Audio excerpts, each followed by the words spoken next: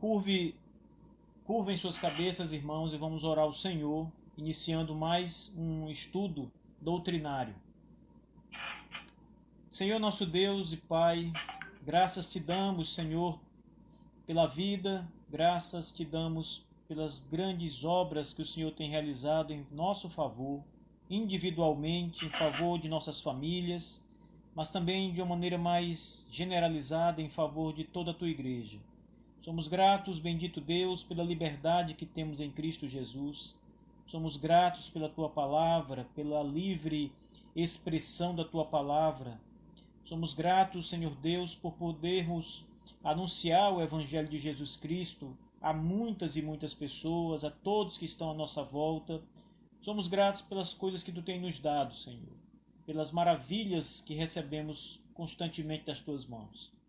Senhor Deus, essa noite onde estamos reunidos para estudar a tua palavra, as doutrinas maravilhosas reveladas na tua palavra, nós suplicamos a ti, Senhor Deus, que nos ajude no entendimento das Escrituras, mas especialmente no entendimento desta doutrina em particular que vamos estudar hoje sobre a liberdade cristã e a liberdade de consciência.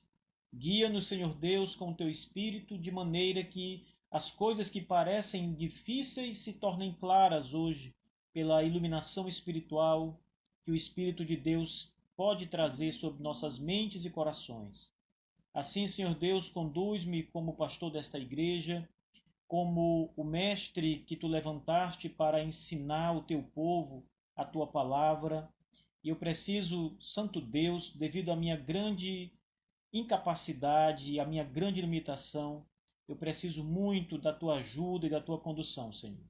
Portanto, eu peço ao Senhor que tenha misericórdia de mim e que tenha misericórdia de todo o teu povo que agora me escuta e que o Senhor nos ajude a entender e a bendizer o teu nome depois de todas as coisas que serão lidas e que sejam cridas por todos nós, para o louvor da tua glória.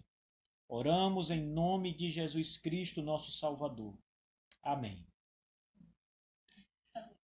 Meus irmãos, desliguem todos os microfones. Lucimar está com o dela aberto ainda. Desliguem todos os microfones para evitar o barulho. Muito bem, minha irmã. E vamos então para o capítulo 21 da Confissão de Fé Batista de 1689. Nós vamos estar falando hoje sobre a liberdade cristã e a liberdade de consciência. Esse tema da liberdade cristã, ele é muito propício para o tempo em que nós estamos vivendo. A ideia de liberdade de consciência, mais explicitamente, mais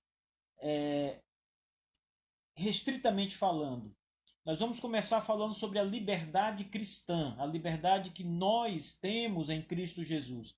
Mas nós vamos prosseguir ao longo do estudo do capítulo 21 e vamos falar sobre essa liberdade de consciência e vamos ver como a liberdade de consciência ela é uma das bandeiras que os batistas defendem. Sobremodo, essa é uma grande bandeira que os batistas defenderam antes de todos os outros grupos reformados protestantes que vieram ali da Reforma Protestante.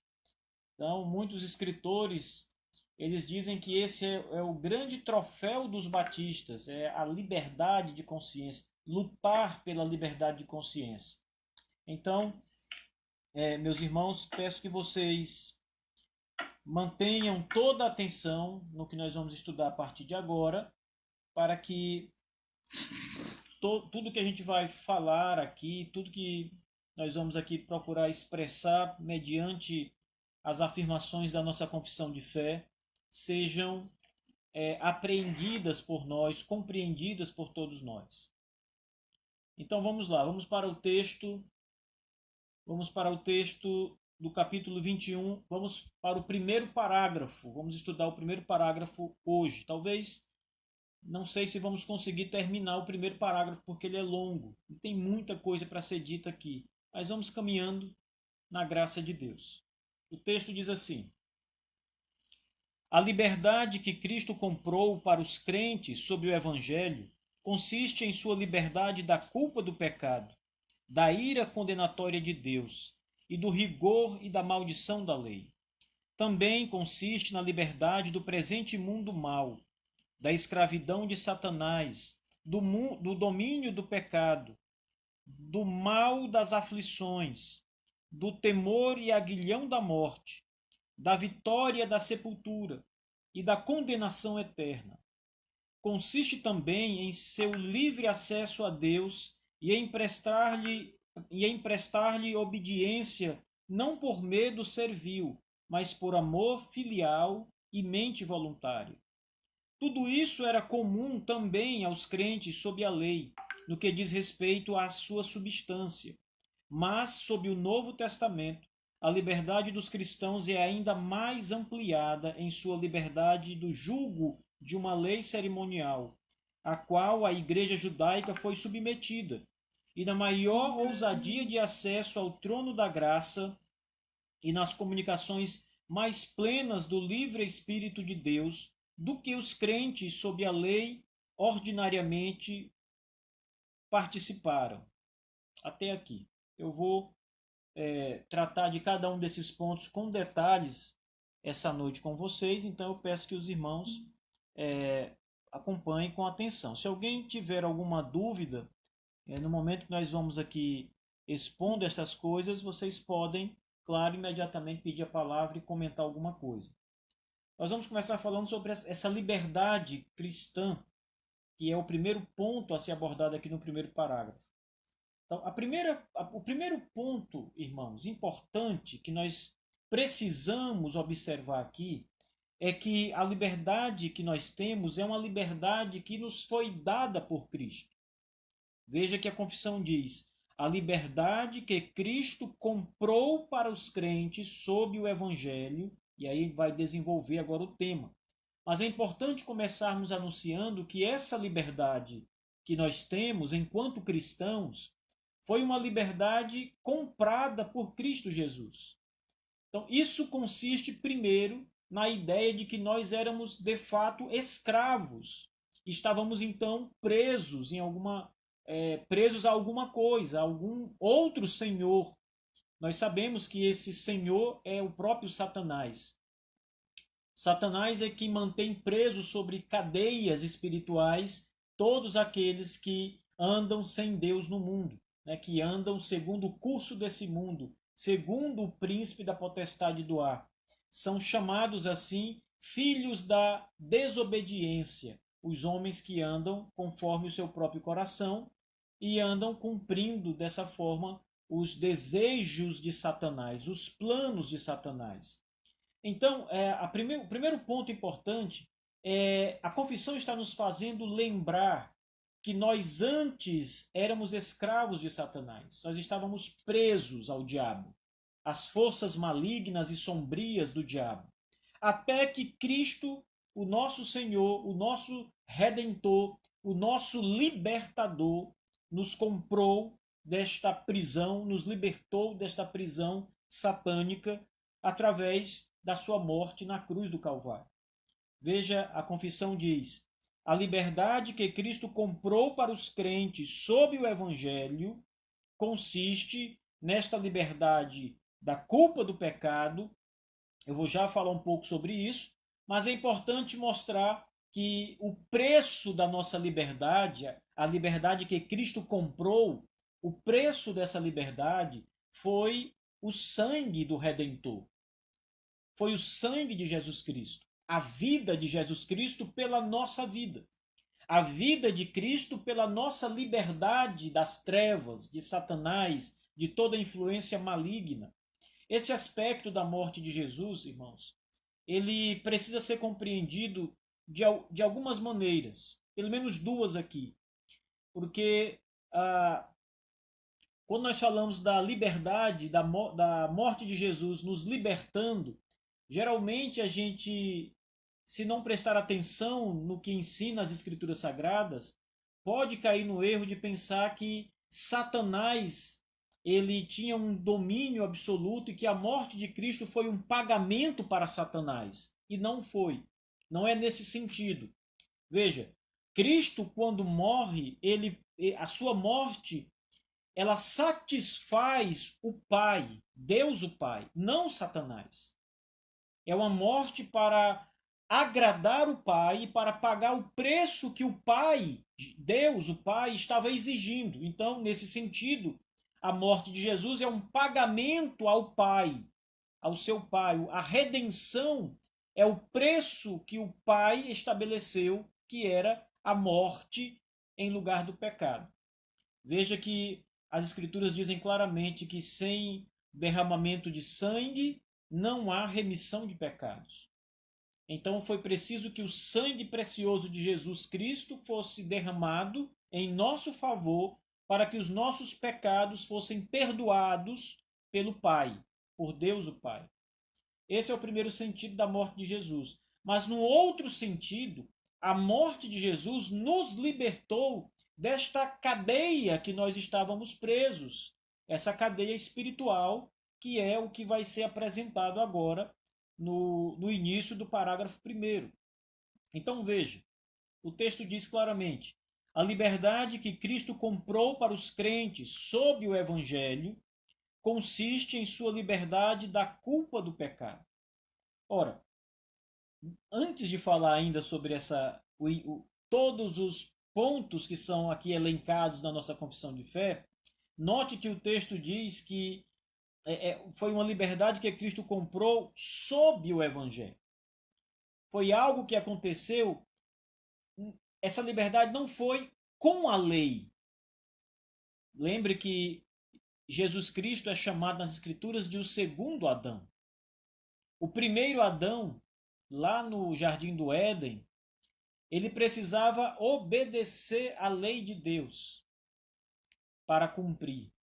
Mas o segundo Adão, ele não apenas precisa obedecer à lei de Deus para poder nos tornar justificados, né? Nos justificar diante do seu Pai, mas ele precisa fazer mais do que isso, ele precisa também morrer, pagar o preço pelo nosso pecado já cometido, que é derramar o seu sangue.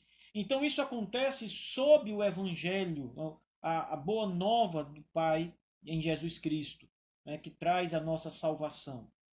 Então, em que consiste essa liberdade cristã? De que Cristo nos libertou? Veja que a confissão começa elencando vários pontos. Primeiro, diz a confissão de fé que esta liberdade consiste na liberdade da culpa do pecado. Todos nós que pecamos contra Deus somos culpados pela nossa ofensa. Nós temos culpa. Nós pecamos, a culpa é nossa. Nunca esqueçamos disso. Quando você comete qualquer que seja o delito, ainda que isso seja involuntário, mesmo assim, a culpa daquilo pertence ao infrator. Aquele que desobedeceu, aquele que cometeu o delito, aquele que transgrediu, a culpa é dele. A culpa pertence a ele. Então, quando nós cometemos um delito, nós somos culpados pelo delito. A culpa não é transferida para outra pessoa em nosso lugar. Nós somos culpados. Mas no Evangelho, perceba, a liberdade cristã nos liberta da culpa do pecado. Então, quando Deus olha para nós, irmãos, o que ele vê em cada um de nós é a justiça de Jesus Cristo. Por isso a expressão justificação pela fé.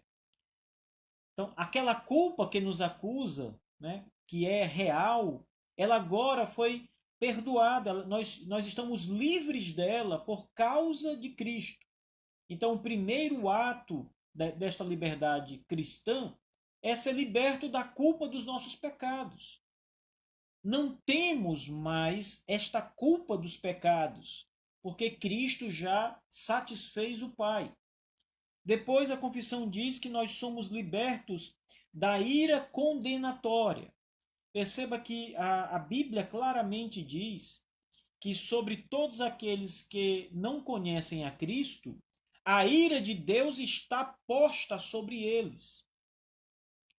Seria algo, se nós fôssemos fazer uma analogia bem simples aqui, Seria você estar sob a mira de uma arma o tempo todo, que pode a qualquer momento ser descarregada contra você. Imagine que você está ali andando pelas ruas da cidade, mas tem uma arma apontada para você, carregada e apontada para você. É necessário apenas que o gatilho seja apertado para que ela seja totalmente descarregada em você e você morra. Então, o que as Escrituras dizem é que a ira de Deus está apontada, ela está posta sobre todos aqueles que andam sem Cristo. E quando Cristo Jesus nos justifica, esta ira de Deus, esta ira condenatória, ela nos é também tirada. Nós estamos livres da ira do Senhor. Irmãos, saibam de uma coisa: antes de Cristo, a ira de Deus estava posta sobre cada um de nós. Talvez você nunca tenha pensado nisso, nunca tenha sequer imaginado isso, mas nós andávamos o tempo todo para lá e para cá sob a ira de Deus. A ira condenatória de Deus. Mas agora, em Cristo Jesus, nós somos libertos desta ira, esta ira que traz a condenação, a ira de Deus. Veja no capítulo 3 de Gálatas, no versículo 13, está escrito assim: Cristo nos resgatou da maldição da lei, fazendo-se ele próprio maldição em nosso lugar, porque está escrito: maldito todo aquele que for pendurado no madeiro. Note que as primeiras palavras do versículo 13 é: Cristo nos resgatou ou nos libertou da maldição, veja, da lei. Ora, lembrem que ao desobedecer qualquer que seja a palavra de Deus, a lei de Deus, a maldição da lei, ela então fica sendo devida àquela pessoa. E com a morte de Cristo, por nós fomos livres dessa maldição também. Ele nos libertou da ira condenatória de Deus, do Deus Todo-Poderoso. Ele nos libertou do rigor da lei. Este rigor da lei que é mencionado aqui, veja, nós temos aqui esta liberdade da culpa do pecado, depois a liberdade da ira condenatória, fomos livres desta ira condenatória, e agora a confissão fala que essa liberdade é uma liberdade do rigor da lei. Vocês pararam para olhar a lei de Deus? O quanto ela é rigorosa? Para nós que somos pecadores, ela é impossível de ser obedecida. Nenhum de nós tem condições, tem habilidades de cumprir a lei de Deus. Isso é muito claro no próprio Novo Testamento. As Escrituras falam abertamente que o homem é incapaz de obedecer à lei de Deus. O seu coração é caído, é inclinado ao pecado, de modo que ele não consegue obedecer à lei. O rigor da lei para o homem caído é absolutamente alto e impossível de ser cumprido. É só você imaginar em uma lei que é colocada sobre os seus ombros que você não é capaz de cumprir. Você não é capaz de cumprir pela sua própria inabilidade, incapacidade. Não é porque a lei é absurda, porque se não fosse o pecado, qualquer homem poderia obedecer à lei de Deus. Mas por causa do pecado e da nossa desobediência em Adão, nenhum homem hoje é capaz de obedecer à lei. Ela é rigorosa demais. Mas agora, por causa da obediência de Jesus Cristo, ele cumpriu a lei, ele obedeceu rigorosamente a lei com todo o seu rigor. Ele então agora nos livrou, nos libertou do rigor da lei, que nós, se fôssemos deixados para cumprir a lei, obviamente não cumpriríamos essa lei, não teríamos condições de cumprir a lei. Mas além de nos libertar do rigor da lei, a confissão diz que ele nos livrou da maldição da lei. Ou seja, quando não cumprimos a lei, vem a maldição da lei sobre nós. Mas Cristo nos libertou também da maldição da lei. Com a sua obediência perfeita, meus irmãos, o nosso Senhor nos libertou da impossibilidade de cumprirmos a lei e nos libertou de toda a maldição por não cumprir a lei. Então veja, aquilo que Cristo trouxe sobre o seu povo é por demais maravilhoso, irmãos. A liberdade que nós temos em Cristo é esta liberdade que está sendo aqui apresentada na nossa confissão de fé e em todas as escrituras sagradas, não apenas nesse documento eclesiástico. Esse documento, ele, na verdade, apresenta as escrituras sagradas. Nós fomos livres da culpa do pecado, da ira condenatória de Deus, do rigor da lei e também da maldição da lei de Deus. Mais uma vez, lembrando que o apóstolo Paulo escreveu no capítulo 3 da sua carta aos Gálatas, no verso 13. Cristo nos resgatou da maldição da lei. É isso que a nossa confissão está aqui dizendo. Mas tem mais.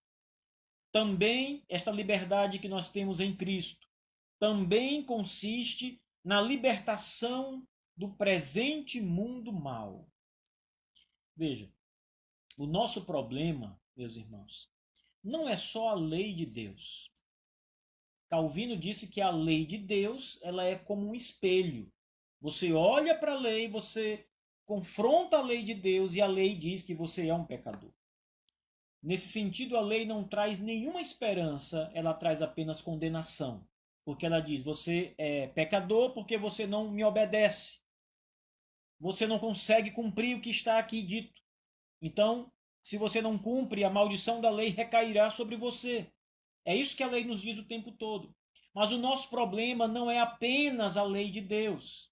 Cristo nos libertou da lei, da maldição da lei, do rigor da lei e da maldição da lei.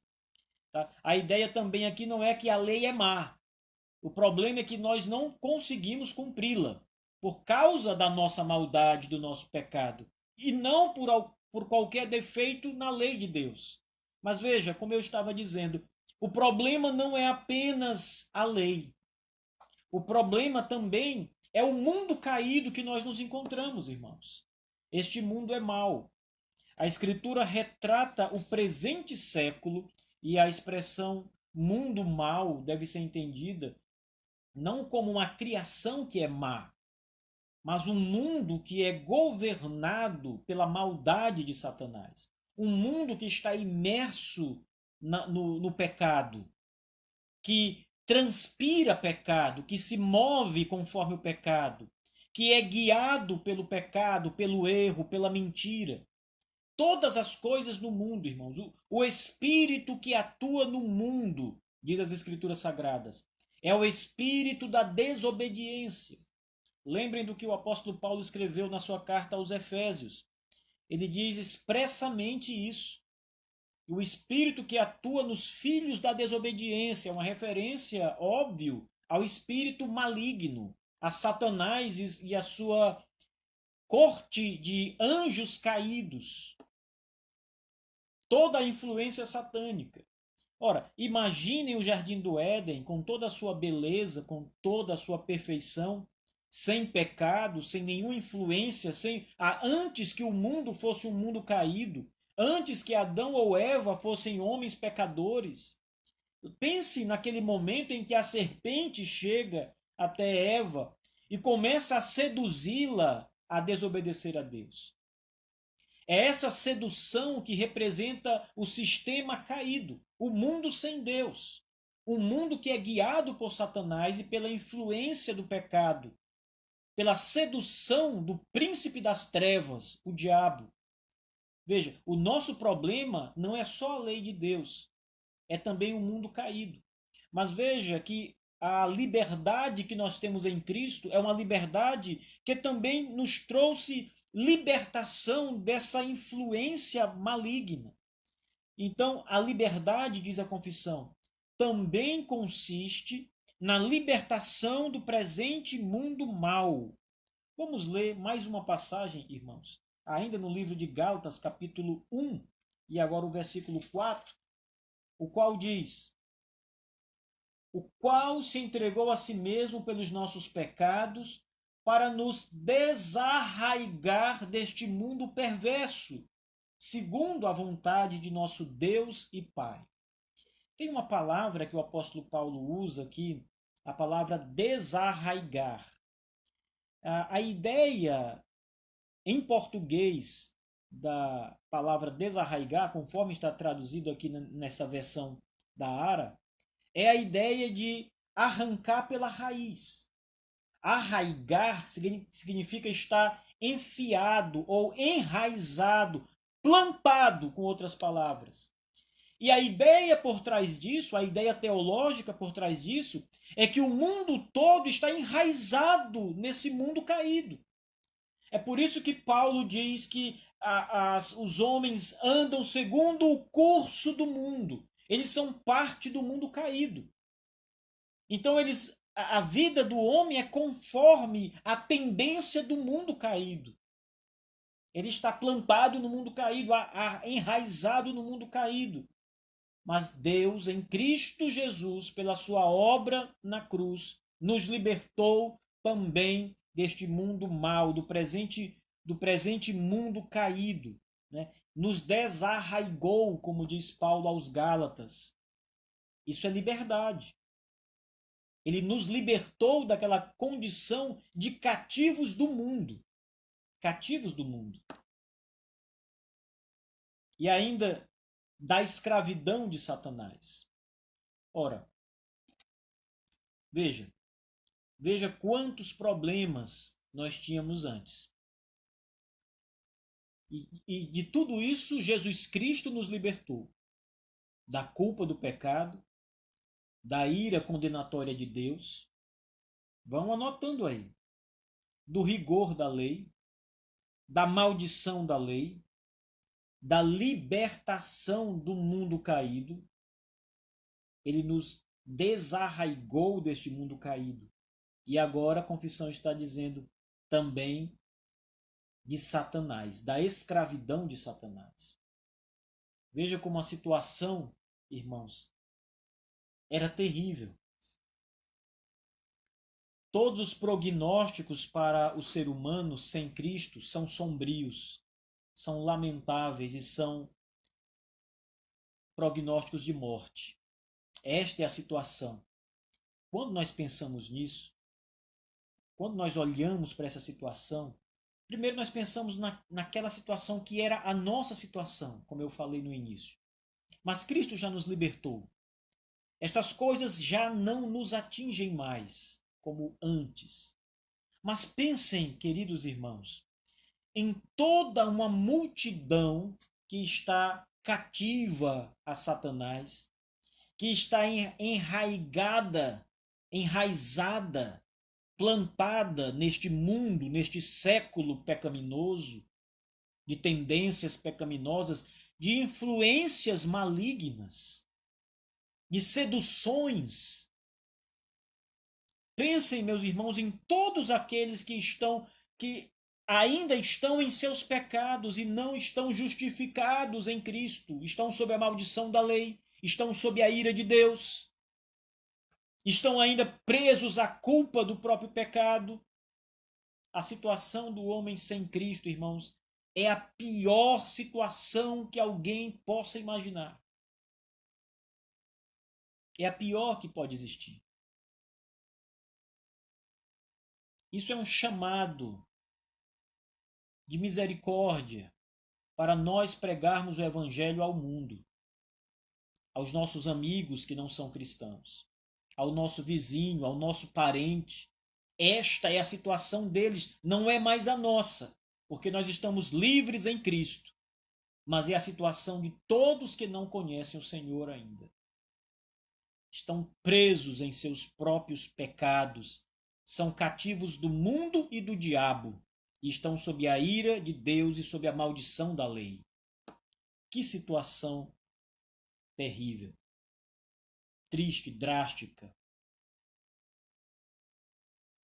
Então, a escravidão de Satanás, ela consiste em manter-se sob o domínio e o controle do diabo, obedecendo a Satanás.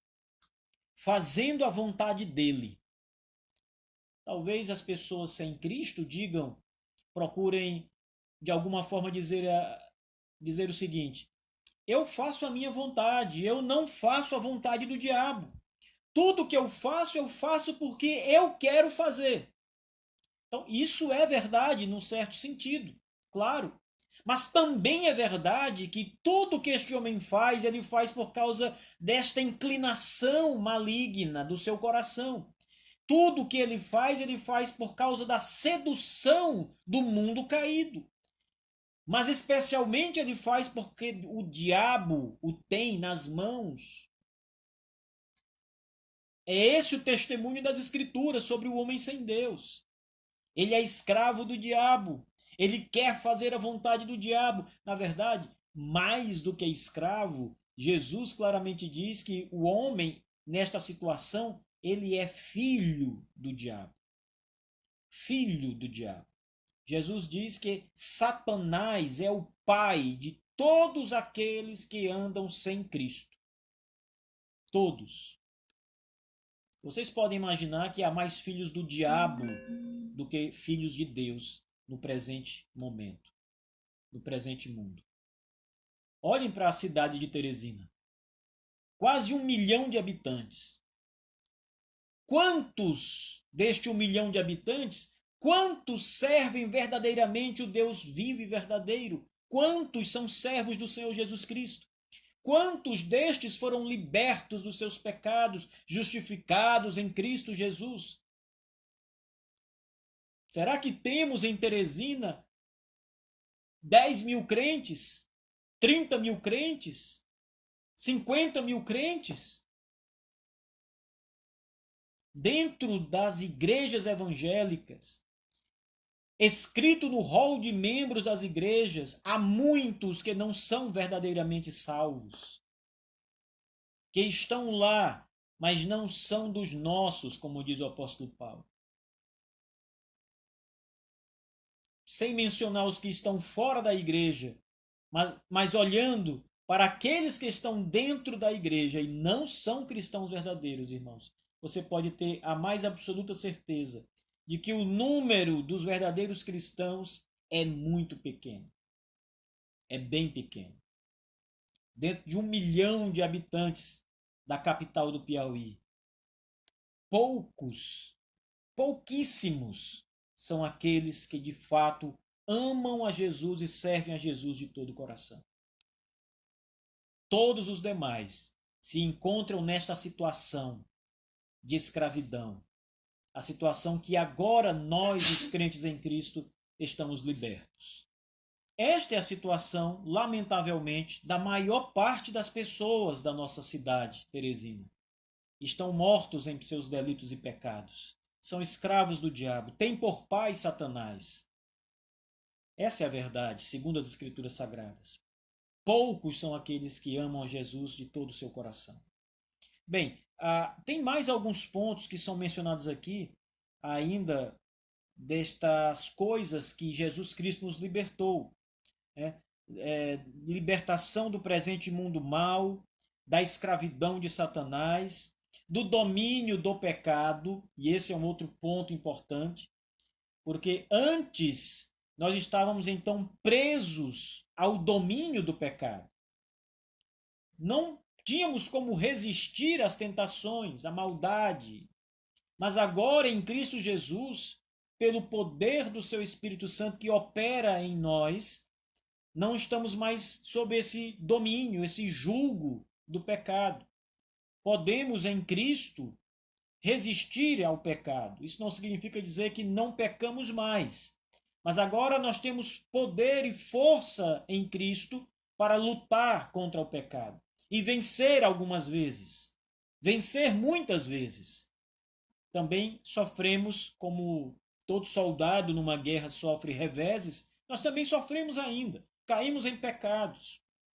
Cometemos coisas que juramos jamais voltaríamos a cometer e acabamos pecando contra Deus vergonhosamente.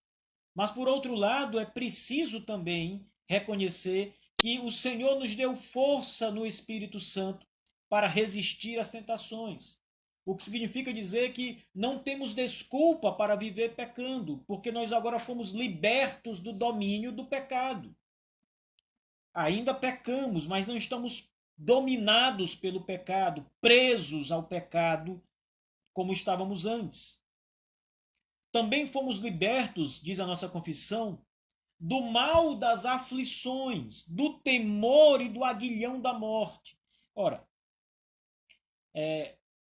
eu acredito que o que os batistas estão dizendo aqui, quando falam dessa liberdade do mal das aflições, traz muito a ideia de, mesmo diante dos sofrimentos da vida, nós ainda assim estarmos firmados em nossa fé em Jesus Cristo. Não significa dizer que as aflições não vão nos atingir, mas que todo o poder e a malignidade e a decadência que vem junto com as aflições e que acabam por alavancar o homem num poço sem fundo de muitas coisas terríveis, o Espírito de Deus em Cristo, pela liberdade que temos em Cristo, atua nos crentes de uma forma que essas aflições não são fatais para nós e nem são duradouras ao ponto de levar a nossa vida ao fim. O Espírito de Deus, na liberdade que temos em Cristo, atuou de modo que o temor e o aguilhão da morte já não tem mais força sobre nós. Veja, isso aqui está algo bem interessante, meus irmãos. Os nossos pais batistas reformados que escreveram esse documento, eles acreditavam piamente que os cristãos, aqueles que foram libertos de Cristo, também foram libertos do temor da morte. Isso significa dizer que quanto mais próximos nós estamos do nosso Senhor Jesus em obediência, em fé, buscando ao Senhor de todo o nosso coração, a morte não nos causa mais medo. Vocês lembram das palavras do apóstolo Paulo? O apóstolo Paulo diz que preferia morrer. Ali estava um homem que não tinha medo da morte, não temia a morte física, porque ele estava seguro da graça que repousava sobre ele. Ele estava seguro da esperança futura, da certeza. Esperança no Novo Testamento é certeza absoluta. E Paulo estava certo de que ao morrer estava com Cristo, que é bem melhor. Ele não tinha medo da morte. Ele desafiava todos os poderes malignos. Ele sofria as mais duras e severas perseguições nas cidades e voltava a pregar o evangelho. Cadeias não faziam medo ao apóstolo Paulo. Mas o pior dos medos é a morte. E a morte não mais tinha poder de amedrontar o apóstolo Paulo. Eu estou usando Paulo como exemplo, irmãos. Mas essa é uma realidade para todos os cristãos. Não precisamos temer a morte, ter medo da morte. A morte para o cristão é uma porta que se abre para a vida eterna em Cristo. Na verdade, a morte, se nós olharmos desta forma, é um amigo para o cristão, porque ela levará você aos pés do Senhor Jesus. Ela não causará dano. Ela não causará dor e sofrimento. Pelo contrário, ela abre a porta para que entremos na nova Jerusalém celestial e encontremos o nosso Senhor Jesus Cristo, o Rei da Glória. Não precisamos temer a morte. Apesar do mistério que envolve a morte, um mistério no sentido científico, mas não um mistério no sentido espiritual, porque as Escrituras são muito claras quanto às questões relacionadas à morte e ao pós-morte. Aqueles que morrem sem Cristo serão condenados. Eles estarão em sofrimentos assim que fecharem seus olhos nesta vida. O seu sofrimento eterno começa. Mas os cristãos, assim que fecham os olhos e os abrem na eternidade, com Cristo Jesus, na maior bênção e gozo com o Senhor Jesus Cristo. Então a Bíblia fala do que vai acontecer quando nós morrermos. não é preciso temer a morte. Cristo nos libertou do temor da morte. Mas note que a confissão também diz que ele nos libertou do aguilhão da morte. Não só do temor, mas do próprio dano que a morte provoca, do próprio veneno que há naquela... A ideia de aguilhão é a ideia de algo pontiagudo, como uma agulha, ou como o ferrão de algum animal peçonhento, como um escorpião, por exemplo, que ao atacar uma pessoa dentro do seu ferrão, há veneno. A morte é retratada nessa maneira aqui para mostrar que o poder da morte já foi vencido por Cristo para nós. A morte não tem poder sobre nós, irmãos. Tudo que a morte poderia fazer de maligno contra nós cristãos, perdeu o poder e a força. Fomos libertos em nosso Senhor Jesus Cristo. Quando você morrer, no dia em que você morrer, a morte te levará para Jesus, ao encontro de Jesus Cristo. Aos ímpios, a morte levará ao sofrimento eterno. Para os ímpios, o aguilhão da morte é fatal, é mortal de fato. Aqueles que morrem sem Cristo, irmãos, eles estão perdidos eternamente. Aqueles que estão sem Cristo hoje ainda têm esperança de que serem chamados pelo Espírito de Deus e se arrependerem dos pecados. Mas aqueles que morrem sem arrepender-se, sem fé em Jesus Cristo, o aguilhão da morte, o veneno da morte é fatal. E eles serão eternamente condenados ao sofrimento sem fim. Nós não. Cristo nos libertou disso. A morte não tem poder, não deve causar medo, temor sobre nós. Não tem poder sobre nós. E finalmente, irmãos, Cristo nos deu vitória sobre a sepultura. A ideia aqui não é só vitória sobre a morte. A ideia aqui é a ressurreição dos nossos corpos. A sepultura não vai nos segurar. No Novo Testamento, o apóstolo Paulo escreve aos Tessalonicenses e ele fala sobre isso. Ele diz que aqueles que morrem em Cristo, os seus espíritos vão para o céu e estão com Jesus agora mesmo. Mas o seu corpo é sepultado no pó da terra. Mas quando Jesus voltar na sua gloriosa segunda vinda, o que nós temos escrito na carta de Paulo aos Tessalonicenses, a sagrada letra, é que os corpos daqueles que morreram em Cristo serão ressuscitados do pó da terra, e o espírito deles de novo estará unido aos seus corpos, glorificados, refeitos, recompostos. A sepultura não pode deter aqueles que são de Cristo Jesus. Ele nos libertou com a sua morte na cruz do Calvário. Ele nos libertou da permanência na sepultura. Ele foi o primeiro a ressurgir da sepultura no terceiro dia. Ele é a primícia dos que dormem. A palavra dormem tem a conotação de morte. Ele é a primícia dos mortos, daqueles que estavam mortos e agora estão vivos. Depois nós, os crentes em Cristo, à semelhança do nosso Senhor, seremos ressuscitados, nossos corpos ressurgirão. A sepultura não tem poder sobre nós. E finalmente nos livrou da condenação eterna. Esse é o último ponto negativo que a Confissão de Fé Batista de 1689 apresenta em relação a do que Cristo nos libertou. Ele nos libertou, finalmente, da condenação eterna. Nenhuma condenação há, diz as Escrituras, para aqueles que estão em Cristo Jesus. Não há condenação eterna. Há condenação eterna, sim, para aqueles que não estão em Cristo. Mas para todos que estão em Cristo, No Senhor Jesus, nenhuma condenação há. Nenhuma condenação há. Quando se fala de liberdade cristã, este é o ponto principal. Tá? Existem outras liberdades, nós vamos falar sobre isso depois. Hoje não temos mais tempo. Mas existem outros pontos da liberdade cristã.